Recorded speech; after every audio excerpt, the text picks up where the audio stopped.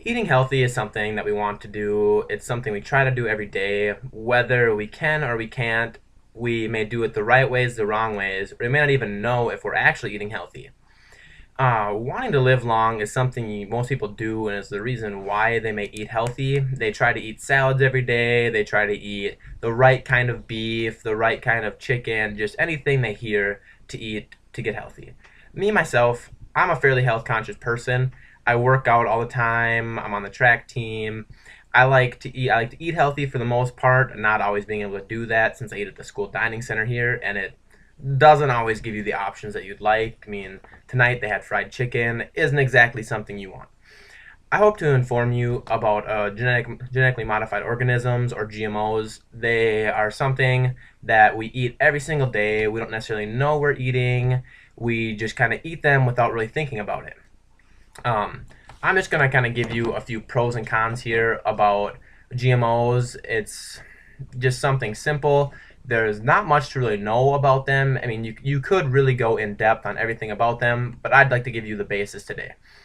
GMO is genetic engineering. It's something that you put in a plant, or you can put in animals, that makes it have little different like attributes to it to kind of help itself. According to Brown University, GMOs pose worse risk of allergies because they mix proteins together in plants, which can cause a little bit of a different effect on your allergies, and it may give you a slight different reaction that you're not used to seeing. But it's not necessarily a bad thing, because if you have allergies, your pills are still going to help you, or your EpiPen, or whatever you may need to use, is still going to be effective in helping you with your allergies. And according to Iowa State University, when you eat certain GMOs, they have antibiotic features that affect you, so possibly it messes with your immune system, so that when you take antibiotics later, they won't necessarily work as well as when you took them before you ate all these antibiotics, like in the plants. This isn't necessarily something you have to worry about since you've already been eating these, maybe not knowing that you ate these. It can go either way depending on where you eat and where you live. Um, and a few pros here are most GMOs are modified so that they're insect repelling, and that you don't necessarily need to do as much work to them to get rid of the insects. This allows for a greater yield with crops, and it's less work on the crops. It also can reduce the amount of pesticides that you use in it. It reduces like the work for the farmers. It also reduces runoff. And according to Oklahoma State University, GMOs require less chemicals, time, and tools.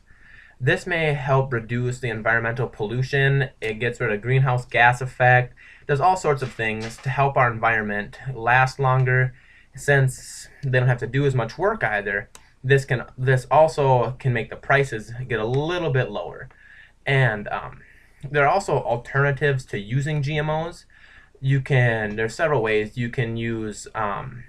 You can buy organic foods, which if you go in the grocery store, say you're going to look at bananas, you look on one side, there's regular bananas, on the other side it'll say like organic. Typically, the non-organic will be GMOs. They will have like use pesticides to grow them. They will everything I've already explained to you. Where organic materials, they use nothing on them. It's all natural. People go out every day and they like make sure and check for it. Typically, these are a little more expensive. They're gonna kind of hurt your bank account slightly, but it doesn't really matter. Farmers could also change fields after each year. If you live around here, you might see that one year the field next to your house, say, had corn in it. Well, the next year it has beans. They do this because this can help like get more nutrients to a plant, because corn might use a certain nutrient that the beans don't, and vice versa. It also doesn't allow for bugs to stay in one area, because bugs that affect corn may not affect beans. Today, I hope I informed you a little bit about GMOs, gave you a few pros, a few cons, just something to think about. They're not necessarily affecting your life. You probably eat them day in and day out, not knowing exactly why they're bad, if they're bad, or you don't even think about it. There's just a few things in your day that you can look at to maybe change if you're not sure that you would like this. Like I said, you can eat organic foods, or you can you can watch where you eat, because not every single like fruit or vegetable that's not organic is going to be a GMO. Thank you.